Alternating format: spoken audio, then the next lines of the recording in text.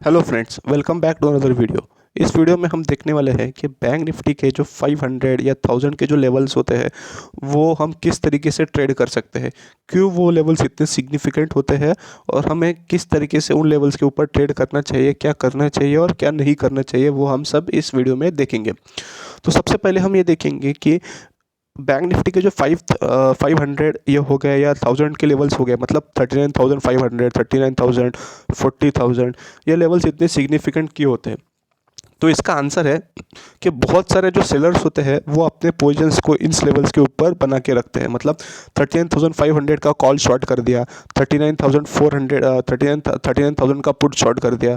तो इस तरीके से क्या होता है कि इस लेवल्स के ऊपर बहुत सेलर्स अपने अलग अलग स्ट्रेटजीज को डिप्लॉय करते हैं और अपना पोजिशंस को बिल्ड करते हैं। तो वो 39,100, 200 के ऊपर भी शॉर्टिंग करते हैं, लेकिन सिग्निफिकेंट जो शॉर्टिंग होता है, जो ज़्यादा से ज़्यादा सेलर्स जो होते हैं वो अपने पोजीशंस को 500 या 1000 के लेवल्स के ऊपर बिल्ड करते हैं। आपको ऑप्शन सेलिंग में या ऑप्शंस में तभी पैसा मिलेगा जब ऑप्शन सेलर्स के मूवमेंट के वजह से ही मार्केट में मूवमेंट आता है। तब जब आप ये चीज़ जानोगे तभी आपको समझ में आएगा कि मार्केट क्यों मूव कर रहा है। तो अभी हम ये सब कुछ एक एग्जाम्पल के तौर पे समझेंगे। तो मान लो ये है 40,000 का लेवल। 40,000 के नीचे अगर मार्केट ट्रेड कर रहा है, सपोज यहाँ पे कहीं पे मार्केट ट्रेड कर रहा है, तो होता क्या है कि 40,000 के नीचे जब तक है तब तक जो 40,000 के जो कॉल शॉर्ट करके बैठे हैं, मतलब यहाँ पे या इस लेवल्स के ऊपर जिन लोगों ने कॉल शॉर्ट करके रखा है, तो वो सब लोगों को फ़ायदा होते रहता है। क्यों? क्योंकि जैसे जैसे टाइम गुजरता रहता है वैसे वैसे 40,000 के जो कॉल ऑप्शंस है उसका प्रीमियम घटते रहता है और डीके के कारण कॉल शॉर्टर्स को प्रॉफिट होते रहता है। लेकिन जैसे ही मार्केट इस लेवल्स के करीब आने लगता है तो 40,000 के जो कॉल शॉर्टर्स है उनको नर्वसनेस फील होने लगता है और उनको डर लगने लगता है कि अगर मार्केट ने 40,000 को क्रॉस कर लिया तो उनको अपने पोजीशंस को कट करना पड़ेगा, नहीं तो उनको बहुत सारा लॉस हो जाएगा। तो इस सिनेरियो में वो दो चीज़ें करते हैं। एक तो वो अपने पोजीशंस को और बिल्ड करते हैं या वहाँ से भाग जाते हैं।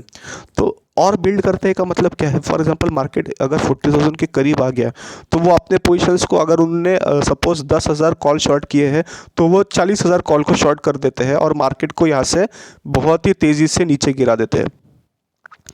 तो ये हो गया एक तरीका।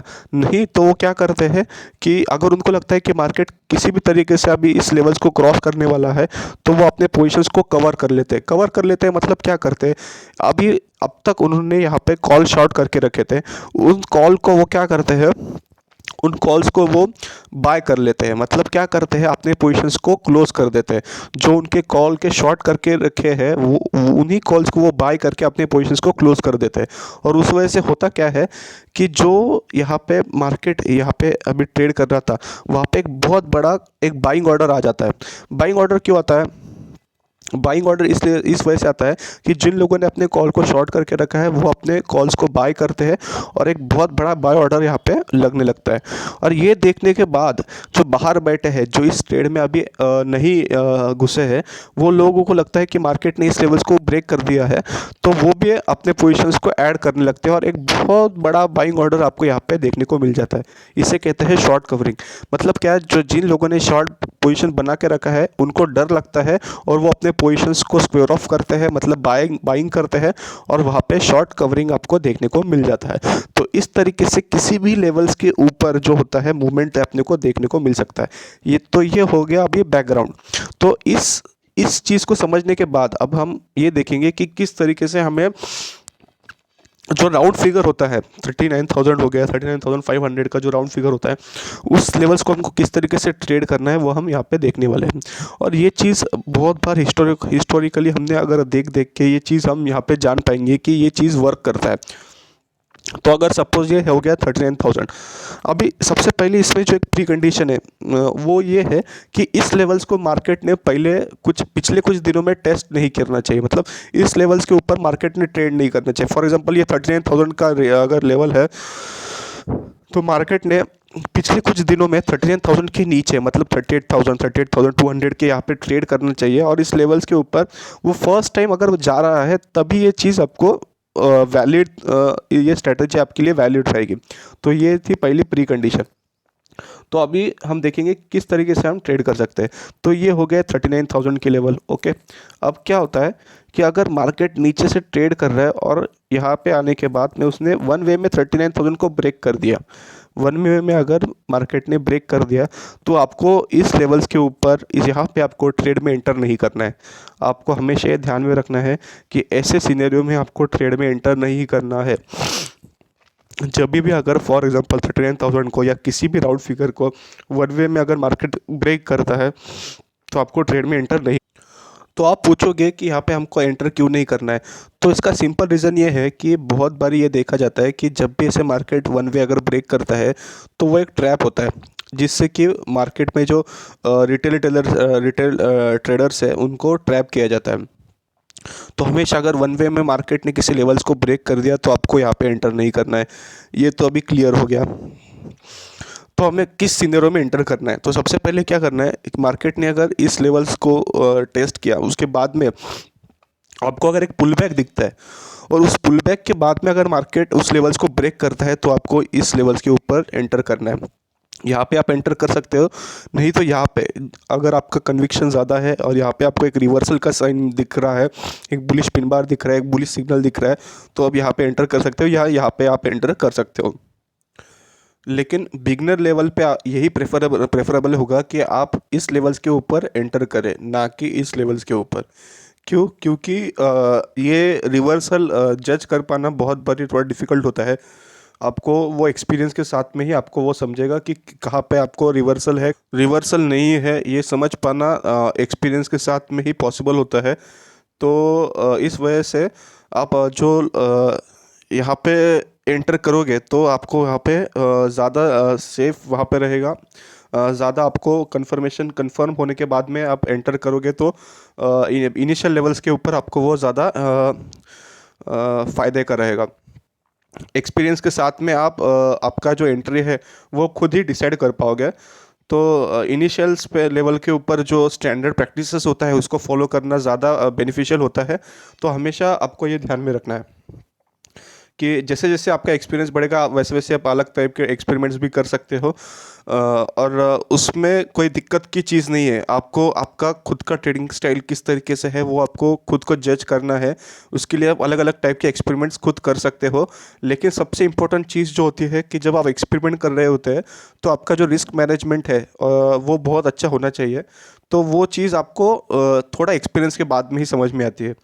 तो वो चीज़ें हम कुछ किसी और वीडियो में डिस्कस करेंगे, लेकिन फ़िलहाल हम ये डिस्कस कर रहे हैं कि किस तरीके से हम राउंड फिगर्स को ट्रेड कर सके। तो इस तरीके से हमें राउंड फिगर्स में ट्रेड करना है।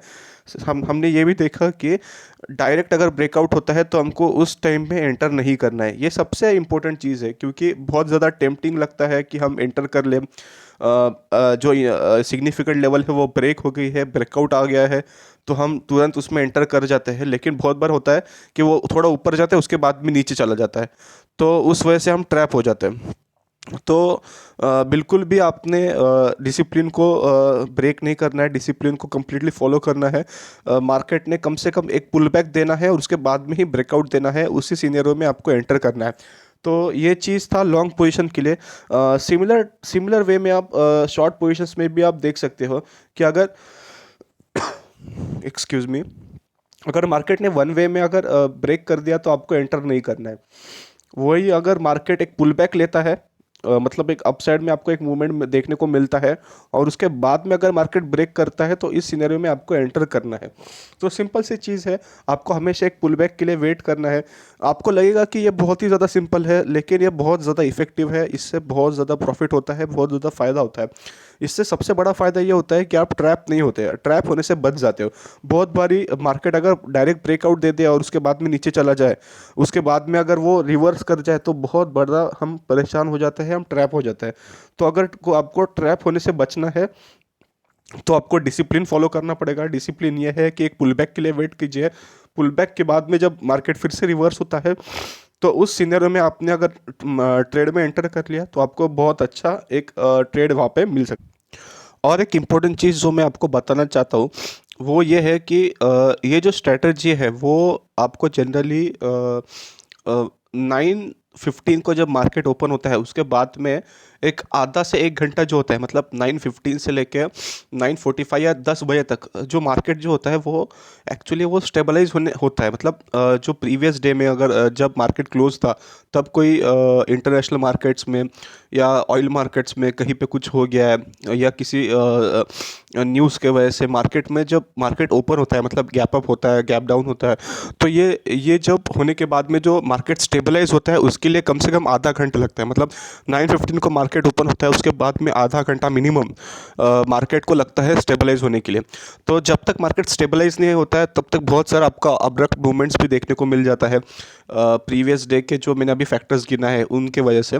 तो आपको ये जो स्ट्रेटजी है वो आपको अगर मार्केट 9:15 से लेकर 9:45 या 10 बजे तक आपको ये स्ट्रेटजी अप्लाई नहीं करना है, क्योंकि मार्केट स्टेबलाइज होने से पहले ही अगर हम ये स्ट्रेटजीज़ को अप्लाई करेंगे तो ये स्ट्रेटजी डेफिनेटली फेल करेगा।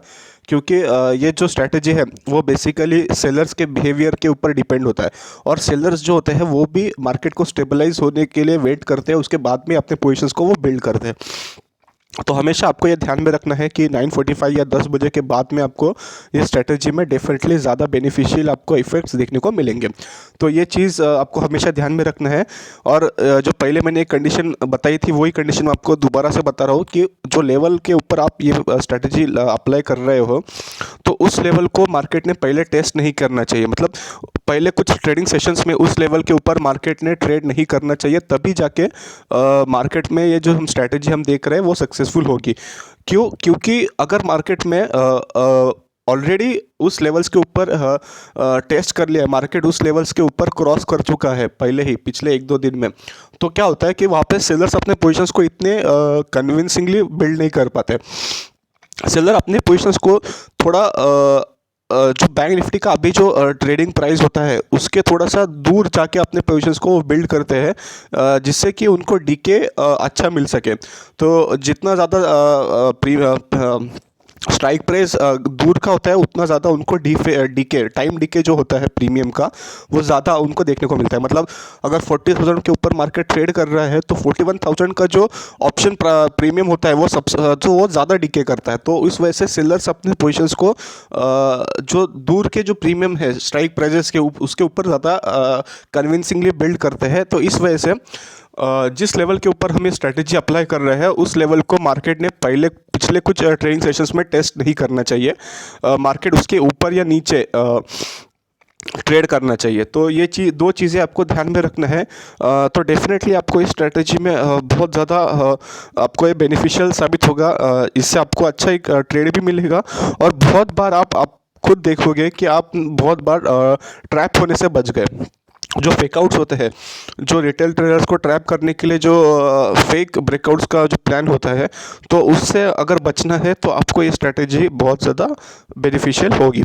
तो आशा करता हूँ कि आपको ये वीडियो अच्छा लगा होगा। ये जो हमने स्ट्रेटजी सीखी है इस वीडियो में वो आपको जो प्राइस एक्शन पैटर्न्स हमने देखे कि कब एंटर करना है कब नहीं करना है वो आपको अच्छे लगे हो, बेनिफिशियल साबित होंगे, आगे आप उसको अप्लाई करेंगे तब। तो अगर आपको ये वीडियो अच्छा लगा होगा तो इस वीडियो को लाइक ज़रूर कीजिए, हमारे चैनल को सब्सक्राइब कीजिए, और अपने दोस्तों के साथ में इस वीडियो को शेयर करिए। तो मिलते हैं नेक्स्ट वीडियो में, तब तक के लिए बाय बाय।